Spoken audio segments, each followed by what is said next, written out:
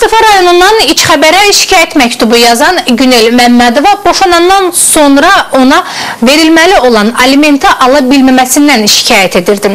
Məktubun izi ilə Aynis TV'nin Gəncə bürosundan Ülvi Telmansoy getdi. Baxaq görək hansı nəticə əldə edib. 2009-19 dekabr Elgün adlı bu uşaq dünyaya gəlib. Yəni bu uşaq mənim anamın evində, özür istəyirəm, dünyaya gəlib. Yəni mənim qaynım rəhmətə gedib. Mən boşanmaya qaynım rəhmətə gedib. Qaynımın nişanlısı Durdanə, mənim həyat yoldaşım Həsənov Nizami Dilqamovuna gəlib. 5 il əvvəl uğursuz evlilik keçirmiş 26 yaşlı Günel Məmmədova indi 5 yaşlı övladı üçün atasından aliment ala bilmir. Günelin sözlərinə görə bununla bağlı çox sayılı məhkəmə prosesi keçirilib.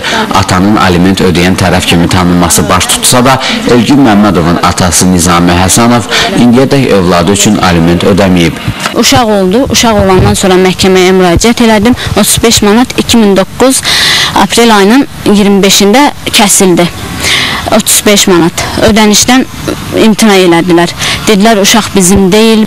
Lakin ana deyir ki, atalığın təsdiqi üçün 2 dəfə məhkəmənin göstərişi ilə DNT testi keçirilib. Nəticə isə övladın Nizami Həsənova məxsus olduğunu ortaya qoyub.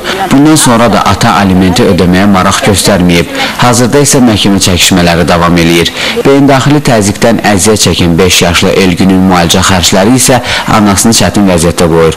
Günel Məmmədova isə bu günlərdə baş tutacaq sonuncu məhkəmə prosesindən sonra qarşı tərəfin məhkəmə qərarını icra edəcəyinə ümid edir.